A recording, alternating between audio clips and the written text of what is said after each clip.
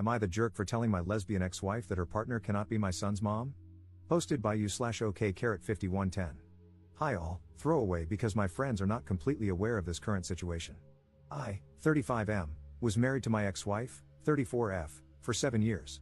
2 years ago, my ex-wife came out as a lesbian. This came as a complete shock to me.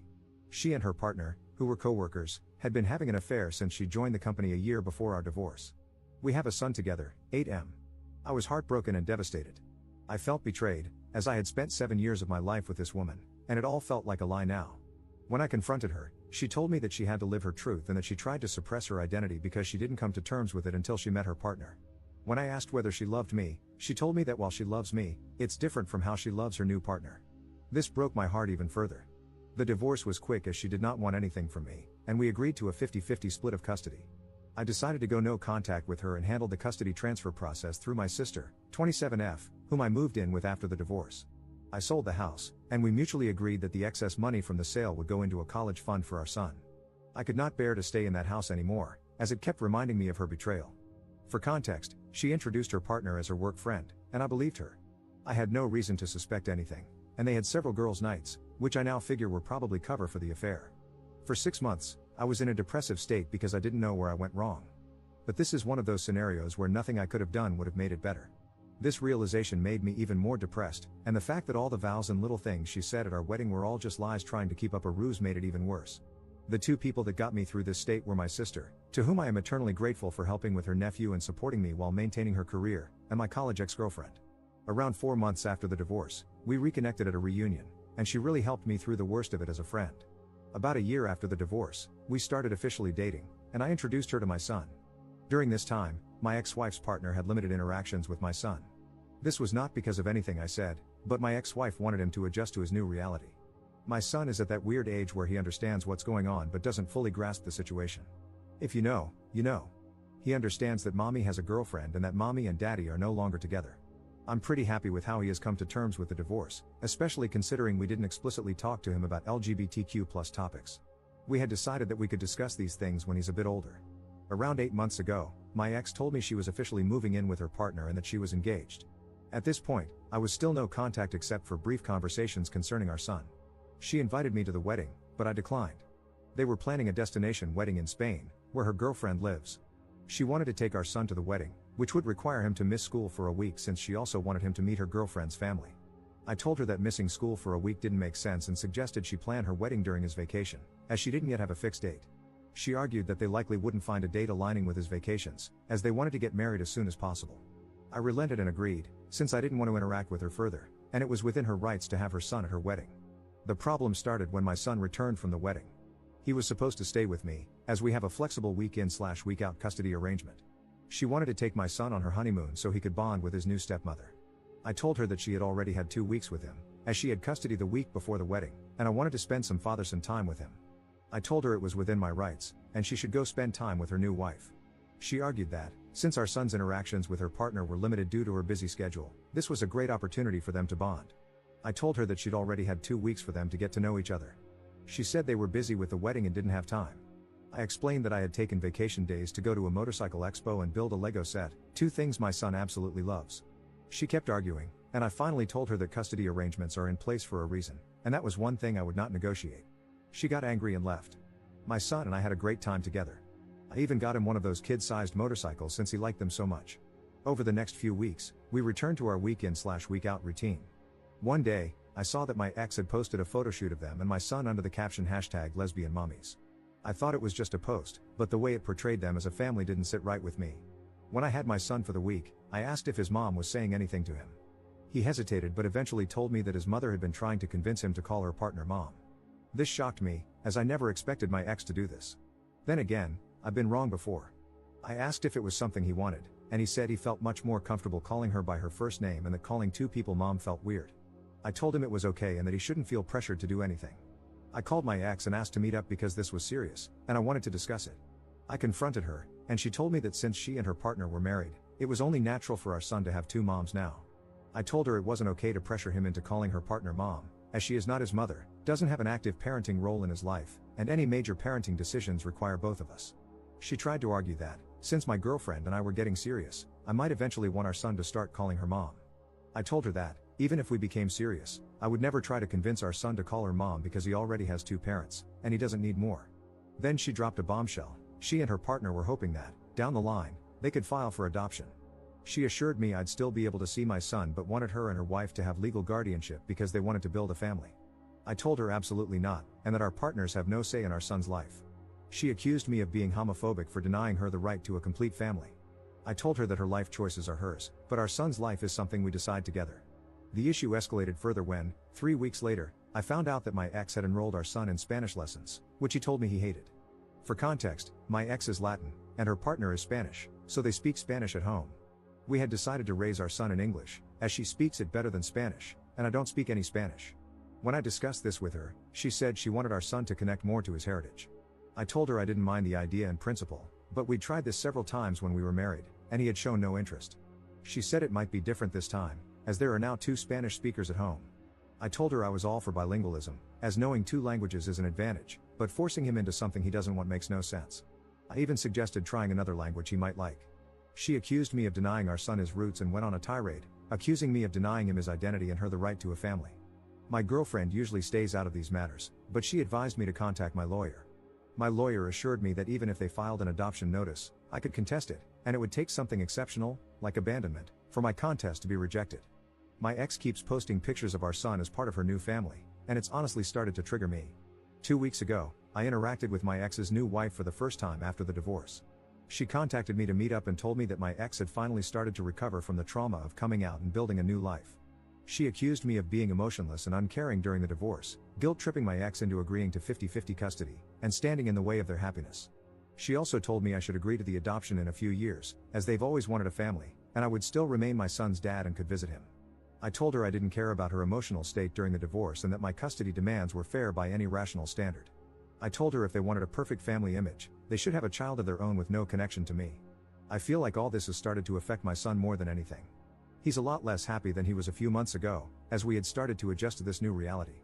For context, since I know this is going to come up, the emotional trauma my ex faced stemmed from her family effectively disowning her after she came out. Her parents don't talk to her anymore. My son, however, has plenty of interaction with his maternal grandparents when he's with me. My ex-wife and her partner make significantly more money than I do. However, my ex-wife earns less than me, but her partner has a senior position and more stability. This was also an argument my ex-wife used regarding adoption, saying they could send our son to private school and provide a better life. The recent elections may have caused some of this urgency, as they worry they might lose adoption rights soon. However, they don't want to adopt him now, but in a few years, so I doubt this is the reason. Update 1 day later. Hi all. It's been crazy seeing everyone's reactions to the situation, and I wanted to share a quick update with you all. First of all, I'd like to clarify that my son and I have been going to therapy since the divorce. He was doing quite well until the whole mom saga happened. My in-laws disowned her after she came out. They were not even aware of the affair when she came out to them. They still spend time with my grandson under the condition that they don't badmouth my ex and don't preach their views to him. They agreed and said that they valued a relationship with their grandson over any political views they might hold. I have been a part of every interaction they have had with him because I was worried they might say something inappropriate. Thankfully, this has not been the case. Her extended family has told me that they have all cut her off as well, some for the affair and some for her being gay. Our mutual friends also cut her off because of the affair. All our mutual friends were my work buddies and their spouses/partners. I did not ask them to do anything, they came to the decision on their own. I was actually glad when she told me she had made a friend on her own, as she used to complain about not liking her colleagues. We all know how that turned out. I'm pretty sure they're not planning to skip the country. I have all my son's documents, and we decided this during the divorce because she was still figuring out where to go. Since I was moving in with my sister, the chances of them getting misplaced were low. I have also not received any demands for the documents, and she returned the passport to me when we came back. The whole adoption thing probably stems from the fact that my son has a very close relationship with his mother. The only times he has really complained to me are when she asked him to call her partner mom and when she made him take Spanish classes he didn't want. We did everything for him equally during our marriage, but I had to travel out of state to my parents frequently during COVID because they were sick with pre-existing conditions and couldn't take care of themselves. My sister was on an assignment abroad at that time. My sister also agreed with this. Please let me know your thoughts. I listened to people and contacted my lawyer, who is also my friend, this morning. He told me the same thing as last time, that it would take something really unusual for the adoption process to go through, like child abandonment. He also said that they are a bunch of idiots who have no idea how the law works. He also told me that if the whole "we want to adopt him" is a real thing and if she is talking negatively about me to my son and I could prove it, I could get custody.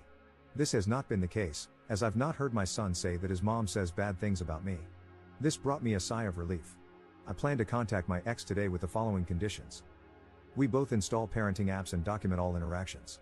No more mention to me or my son regarding adoption or calling her partner mom. No more posting images of my son as part of their perfect queer family, because, frankly, I don't want my son's photos on the internet when he is so young. He can decide what he wants when he is older.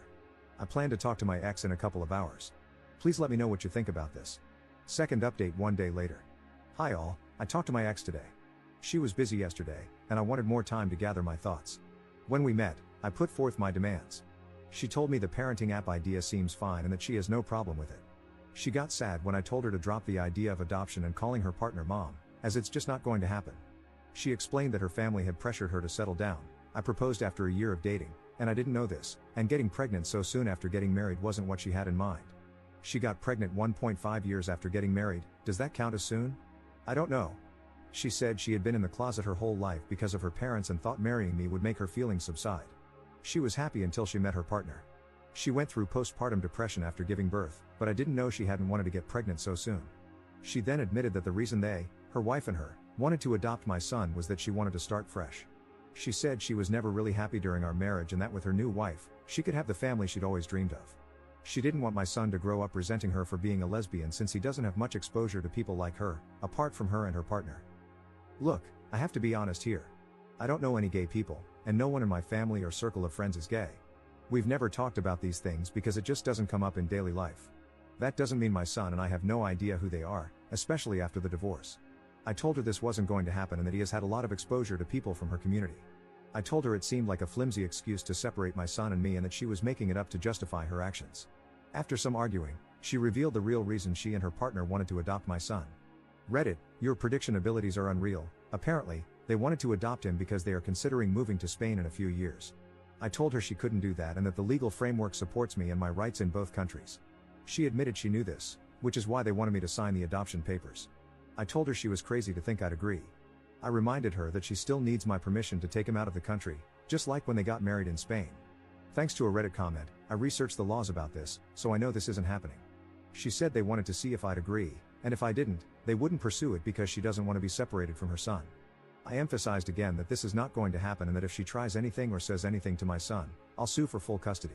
She looked sad and said they wanted to check with me first. I told her, in what world would you expect me to give you and your wife full custody? First, you divorce me, leave me for a woman, and then expect me to sign over my child and act like nothing happened? I told her from now on, every interaction will be documented, and if I suspect anything, I'll sue for full custody. She seemed scared at the idea of losing custody. I don't think she considered that possibility, and she agreed.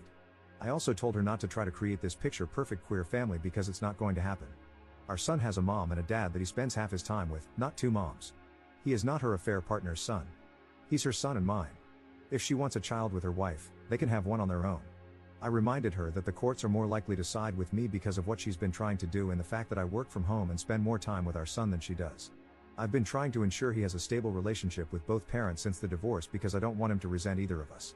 But if she tries to remove me from his life, I'll sue for full custody and deal with any resentment he has toward us. I didn't want to argue anymore, so I left the room. I secretly recorded the conversation to have proof in case anything happens.